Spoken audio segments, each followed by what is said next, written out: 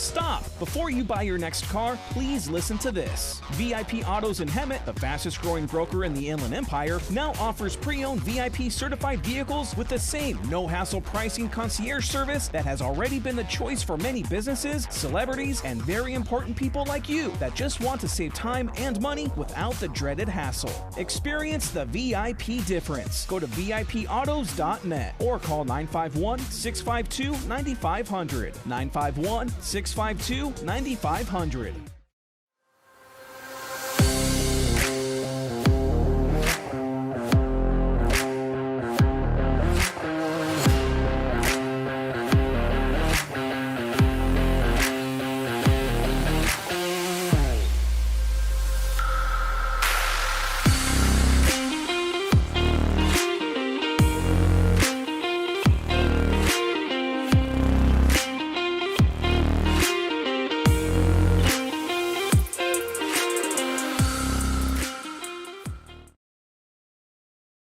Okay, then your question was, should I lease versus should I buy?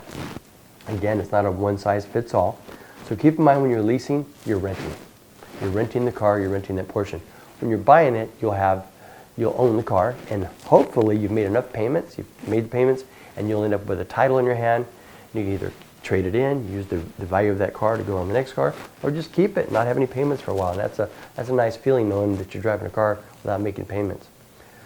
So the other thing, buying versus leasing. The other thing too with leasing is that there is higher insurance requirements. So again, take a look at that. They may state that they have to have a higher liability limit on that lease. So your insurance many times could be more expensive on a lease versus a buy.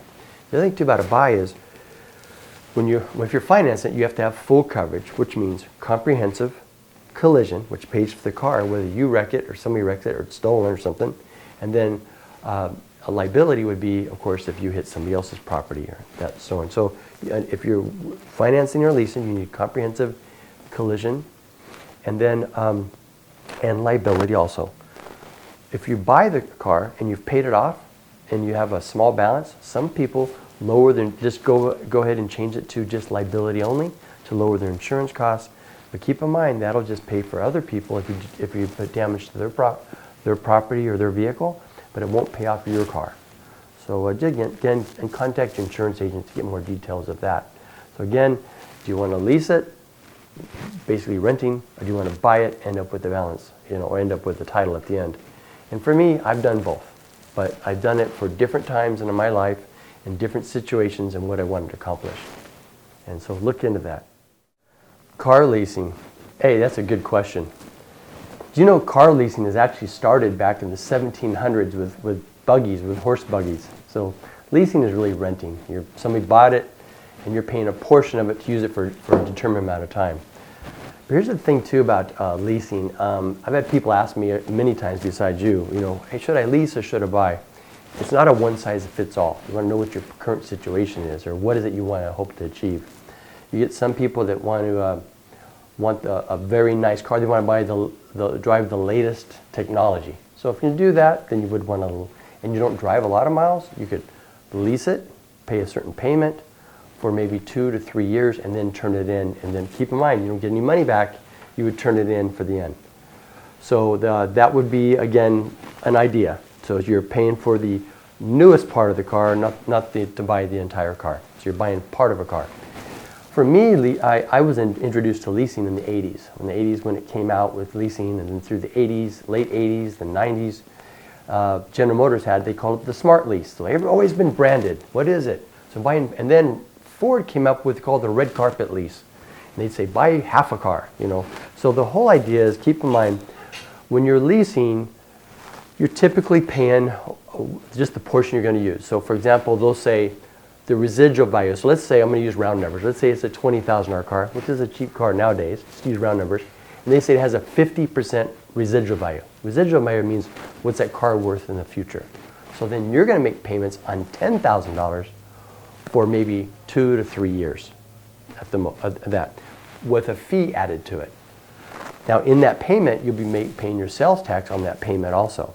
But also keep in mind, know your lease contract, because many times they'll have a limited amount of miles. They have 10,000 mile leases, 12,000, 15,000 mile leases.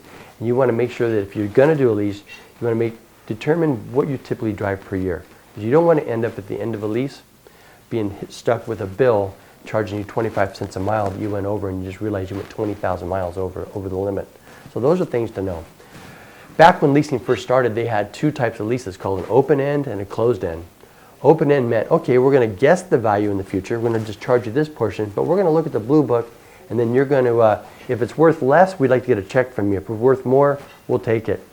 So you don't want to do that and have an open to an exposure of come up with money like that. So really, after that, they came up with what they call closed-end leases. Closed-end leases meant they would determine that's the value of that car. They would guarantee that's the value at that end of that term, based on that mileage and based on the condition. Make sure you didn't do damage to the vehicle. And you would have the option to either buy the car out at the end of the lease or to hand the keys in and start all over again, which a lot of people did. And there were some people that actually bought the car at the end. But keep in mind, when you're leasing, you're making payment on you're paying sales tax on the payment. Then if you go to buy it, then they're going to charge you sales tax on what the balance is.